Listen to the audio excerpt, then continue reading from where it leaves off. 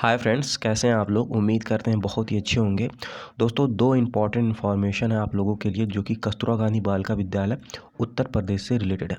पहला इन्फॉर्मेशन है दोस्तों अम्बेडकर नगर से, जहां पे आप लोग जानते होंगे कि शिक्षिकाओं की वैकेंसी आई थी, तो उसका जो है दोस्तों काउंसलिंग डेट जारी कर दिया गया है। इस वीडियो में दोस्तों इस भर्ती से रिलेटेड आपको संपूर्ण जानकारी मिलेगी। इसमें जो है दोस्तों बाकायदा लिस्ट भी जारी की गई है, कौन कौन लोग काउंसलिंग में जाएंगे, किनका फॉर्म निरस्त हुआ है, क्या कारण है, संपूर्ण जानकारी दोस्तों इस वीडियो में आपको मिलने वाली है।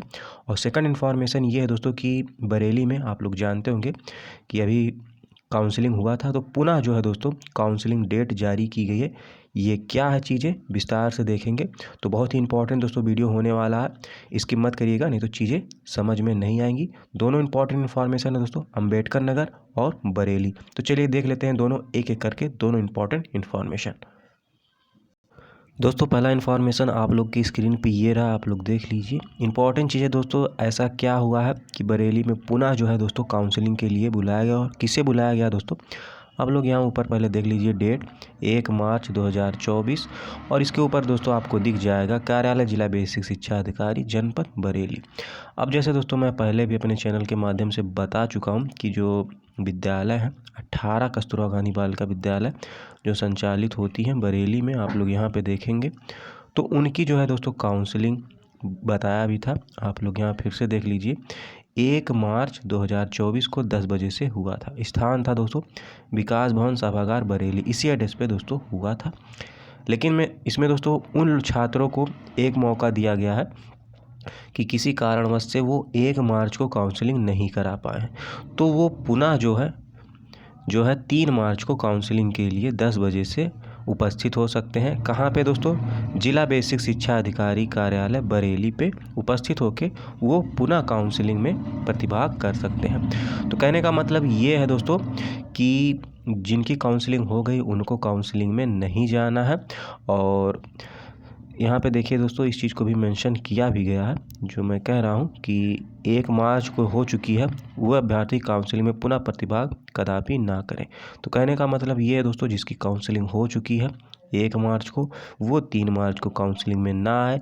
किसी कारणवश से जो काउंसलिंग में नहीं आए थे उनकी काउंसलिंग होनी है जिला बेसिक शिक्षा अधिकारी कार्यालय बरेली, इसी एड्रेस पे दोस्तों होना है 3 मार्च को। तो इससे रिलेटेड दोस्तों अधिक जानकारी के लिए आप लोग यहाँ पे विजिट कर सकते हैं, bareilly.nic.in पर विस्तार से जानकारी मिल जाएगा। इस चीज़ को भी यहाँ पे मेंशन किया गया है। तो इससे रिलेटेड दोस्तों आप लोग के मन में कोई प्रश्न हो तो कमेंट करके पूछिएगा। और जो काउंसलिंग में गए थे वो भी दोस्तों अपना अनुभव साझा कर सकते हैं कमेंट के माध्यम से, तो ज़रूर बताएं। चलिए देख लेते हैं दोस्तों सेकंड इन्फॉर्मेशन क्या है। दोस्तों, सेकंड इन्फॉर्मेशन आप लोग के स्क्रीन पे ये रहा, जो कि अम्बेडकर नगर ज़िले से संबंधित है। और दोस्तों यहाँ पे आपको इम्पॉर्टेंट डेट भी दिख जाएगी, 1 मार्च 2024। अब दोस्तों इसमें आप लोग जानते होंगे कि इसमें कई लोग आवेदन भी किए थे, कमेंट करके भी पूछ सकते थे कि यहाँ अम्बेडकर नगर में काउंसलिंग कब होगी।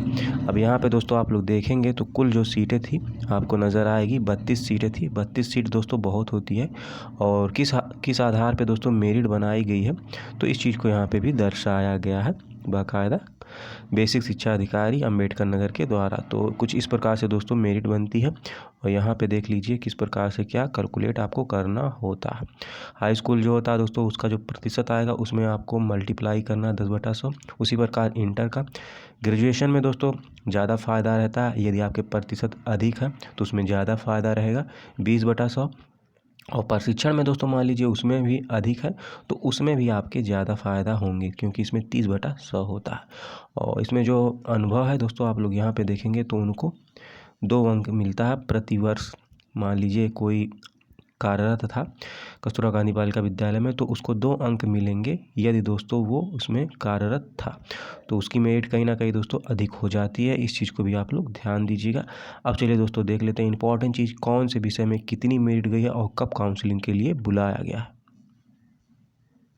दोस्तों आगे इन्फॉर्मेशन आप लोग की स्क्रीन पे ये रहा, आप लोग देख लीजिए इसमें कितनी मेरिट गई है। सबसे पहले दोस्तों आप लोग यहाँ पे देखेंगे तो आपको दिखेगा पूर्णकालिक शिक्षिका। इसमें कौन कौन से विषय थे, हिंदी, अंग्रेजी, गणित, विज्ञान, आपको स्क्रीन पे यहाँ पे चीज़ें दिख जाएंगी। अब जैसे दोस्तों सीट कितनी थी सब्जेक्ट वाइज आप लोग जानते भी होंगे, यहाँ पे भी आप लोग देख सकते हैं कितनी सीटें थी। अब जैसे दोस्तों यदि बात की जाए हिंदी, एक सीट थी अनारक्षित के लिए, जिसका जो कट ऑफ है दोस्तों आपको यहाँ पे दिख जाएगा 53.39। ओबीसी की बात करें दोस्तों, एक सीट थी अंग्रेजी विषय में और 49.69 गया है। साथ में दोस्तों बात करें गणित की तो इसमें 3 सीटें थी अनारक्षित की 54.28 और 47.61 गया है दोस्तों अनुसूचित जाति की। विज्ञान की बात करें दोस्तों तो इसमें भी 3 सीटें थी जिसमें से अनारक्षित की 2 थी और इसका जो कट ऑफ है दोस्तों आपको यहाँ पे दिख जाएगा 52.89 और ओबीसी की 53.14। अब जैसे दोस्तों इसमें आपको दिख रहा होगा कि ओबीसी का जो है अधिक गया है अनारक्षित की तुलना में। तो ऐसा दोस्तों इसलिए हुआ क्योंकि इसमें ओवरलैपिंग नहीं कराया गया है, इसलिए जो है दोस्तों ओबीसी का जो है कहीं ना कहीं थोड़ा नुकसान हो रहा है 53.14। अब जैसे दोस्तों कहाँ पे काउंसलिंग के लिए जाएंगे, इम्पॉर्टेंट चीज़ यही है। तो इनका जो काउंसलिंग होना है दोस्तों आप लोग स्क्रीन पे यहाँ पे देख सकते हैं। 6 मार्च को दोस्तों 10 बजे से होना है काउंसलिंग, 5 बजे तक विकास भवन सभा कक्ष अम्बेडकर नगर, यहीं पे दोस्तों आपको जाना है। और जैसे दोस्तों इसमें और भी पद थे, जैसे आप लोग देखेंगे अंशकालिक, यहाँ पे आप लोग देख लीजिए कला क्राफ्ट हो गया, 4 सीटें थी दोस्तों अनारक्षित की, जिसकी जो मेरिट है आपको यहाँ पे दिख जाएगी 48.79। और बात करें शारीरिक शिक्षा स्काउट गाइड की तो दोस्तों 2 सीटें थी, जिसमें से अनारक्षित की 51.24 आपको यहाँ पे दिख जाएगा और इसके साथ ही ओबीसी की 50.87 यहाँ पे आप लोग देख सकते हैं। कंप्यूटर में दोस्तों 3 सीटें थी, अनारक्षित की 40.35 गया है और ओबीसी की बात करें तो 40.27 आप लोग यहाँ पे देख सकते हैं। एक सीट थी दोस्तों उर्दू के लिए अनुसूचित जाति की 46.12 आप लोग यहाँ पे देख सकते हैं। तो ये चीज़ें हैं दोस्तों, इनकी जो काउंसलिंग है 6 मार्च को होनी है। कुछ और भी पद थे, चलिए उसे भी आपको दिखा दूँ। दोस्तों आगे इन्फॉर्मेशन कुछ इस प्रकार से है, इसमें कुछ और भी पद थे दोस्तों, जैसे आप लोग देखेंगे लेखाकार का, तो इसमें जो दोस्तों सीटें थी वो 2 थी, अनारक्षित की 22 आप लोग देखेंगे 95 यहाँ पे, और देखेंगे ओबीसी का तो 24.70 यहाँ पे देख सकते हैं। ये जितने भी दोस्तों पद थे इनका चयन मेरिट के आधार पे होगा, इनका बस काउंसलिंग में जाना है और डॉक्यूमेंट वेरिफिकेशन होना है। यदि बात करें इसके अतिरिक्त जो पद होते हैं दोस्तों तो आपको यहाँ पे देखने को मिल जाएगा, जैसे हो गया सहायक रसोइया, चपरासी, चौकीदार, सफाई कर्मी। तो इनकी जो सीटें थी दोस्तों डिटेल में यहाँ इस चीज़ को मेंशन किया गया है। और जो इनका जो है दोस्तों चयन होता है वो मेरिट के आधार पे नहीं होता बल्कि इंटरव्यू के आधार पे होता है। तो इनका जो इंटरव्यू होगा दोस्तों यहाँ पे इस चीज़ को मेंशन किया गया है 7 मार्च 2024 को विकास भवन सभा कक्ष अम्बेडकर नगर। एड्रेस दोस्तों वही है बट डेट का अंतर है। 6 तारीख को जो है दोस्तों जो शैक्षिक पद थे उनके लिए दोस्तों 6 मार्च को बुलाया गया, बाकी जितने भी पद थे उनको 7 मार्च को काउंसलिंग के लिए बुलाया गया, आप लोग यहाँ पे देख सकते हैं। ये तो बात हुई दोस्तों।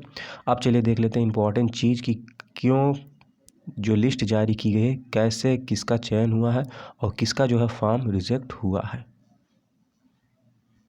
दोस्तों आगे इन्फॉर्मेशन कुछ इस प्रकार से आप लोग यहाँ पे देखेंगे, तो यहाँ पे जैसे दोस्तों जो अंग्रेजी विषय था जिनका फॉर्म निरस्त हुआ है उसकी बाकायदा लिस्ट जारी की गई है। और दोस्तों ये फॉर्म क्यों निरस्त हुआ है इस चीज़ को यहाँ पे भी दर्शाया गया है। मैं आपको जूम करके भी इस चीज़ को मेंशन करके स्पष्ट रूप से दिखा भी दूँ। जैसे दोस्तों आप लोग यदि देखेंगे तो जैसे दोस्तों टीईटी संलग्न नहीं था, यानी कि जो सर्टिफिकेट होता है टेट का वो नहीं था, उस कारण से निरस्त हुआ है।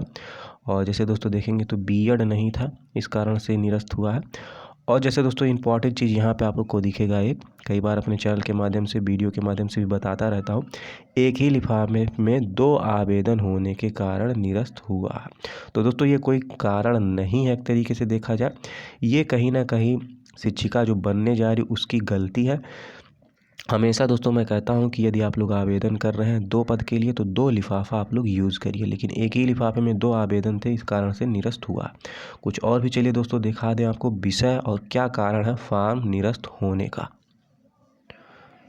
दोस्तों आगे इन्फॉर्मेशन आप लोग देख सकते हैं, ये दोस्तों जिनका फॉर्म निरस्त हुआ आपको यहाँ पे दिखेगा सब्जेक्ट गणित विषय है। और दोस्तों इसमें देखा जाए अम्बेडकर नगर में तो बहुत लोगों का जो है फॉर्म निरस्त हुआ है। अब जैसे दोस्तों आप देखेंगे गणित में तो क्यों फॉर्म निरस्त हुआ है, इस चीज़ को भी यहाँ पे स्पष्ट रूप से बताया गया है। यदि आप लोग देखें तो यहाँ पे भी आप लोग देख सकते हैं। जैसे दोस्तों मैं बताता रहता हूँ कि इसके लिए न्यूनतम जो आयु है 25 वर्ष होनी चाहिए, तो कम था तो इसी वजह से फॉर्म निरस्त हुआ है। और और भी आप लोग देखें तो यहाँ पे देखिए ये गलती है, हाई स्कूल का अंक पत्र संलग्न नहीं था, जिस कारण से दोस्तों ये फॉर्म निरस्त हुआ है। और आगे दोस्तों यदि आप लोग बढ़ेंगे तो आपको और भी चीज़ें दिखेंगी, जिस कारण से दोस्तों ये फॉर्म जो है निरस्त हुआ है। अब जैसे दोस्तों आप लोग देखेंगे तो यहाँ पे एक इम्पॉर्टेंट चीज़ ये भी है, कई लोग गलती करते हैं, केवल आवेदन पत्र ही बाई पोस्ट जो है दोस्तों भेजा गया था, शैक्षिक अंक पत्र संलग्न ना होने के कारण ये फॉर्म निरस्त हुआ है। तो ये गलती मत करिएगा दोस्तों, जब भी आप लोग फॉर्म भरिए तो उसके साथ जितनी भी शैक्षिक योग्यता है उसकी फ़ोटोकॉपी आपको संलग्न करनी है। इस चीज़ को आप लोग ध्यान दीजिएगा। और फिर देख लीजिए जैसे दोस्तों बीएड ना होने के कारण पीसीएम यानी कि फिजिक्स केमिस्ट्री मैथ वर्ग से स्नातक नहीं था, तो इस वजह से दोस्तों फॉर्म रिजेक्ट हुए हैं। तो ये चीज़ें हैं दोस्तों, और भी कुछ कारण हैं, चलिए उसे भी मैं आपको दिखा दूँ। दोस्तों आगे आप लोग देख लीजिए कि किस कारण से फॉर्म निरस्त हुए हैं। बहुत इंपॉर्टेंट चीज़ है दोस्तों ये कारण जानना, क्योंकि हो सकता है भविष्य में आप फिर से आवेदन करें, तो ये गलती आप मत दोहराएं। जैसे दोस्तों आप लोग देखेंगे तो बीएड का प्रथम सेमेस्टर का अंक पत्र है, 3 सेमेस्टर का नहीं है, इसलिए जो है दोस्तों फॉर्म जो है निरस्त किया गया है। अब जैसे दोस्तों और भी कुछ कारण है, बहुत ही इंपॉर्टेंट चीज़ें हैं, यहाँ पे आप लोग देख लीजिए। जैसे डबल आवेदन के कारण एक फॉर्म जो है निरस्त किया गया, इस चीज़ को यहाँ पे मेंशन किया गया। हमेशा कहता हूँ दोस्तों यदि आप लोग 2 पोस्ट के लिए कर रहे हैं आवेदन तो 2 फॉर्म आप लोग यूज करिए। अब जैसे दोस्तों यहाँ पे देखेंगे रसायन विज्ञान नहीं है एवं टीटी की मार्कशीट संलग्न ना होने के कारण जो है दोस्तों फॉर्म रिजेक्ट हुआ। तो ये दोस्तों कई कारण हैं, और इसका जो पीडीएफ है दोस्तों आपको एनआईसी की जो वेबसाइट होती है डिस्ट्रिक्ट वाइज अम्बेडकर नगर की, वहाँ पे जाएंगे तो दोस्तों इसका पीडीएफ आपको मिल जाएगा। तो ये चीज़ें हैं दोस्तों, यदि आप लोग के मन में कोई प्रश्न है तो कमेंट करके भी पूछ सकते हैं। यदि दोस्तों वीडियो अच्छी लगी हो तो एक लाइक करिएगा। अंत तक देखने के लिए बहुत बहुत धन्यवाद, आभार, जय हिंद।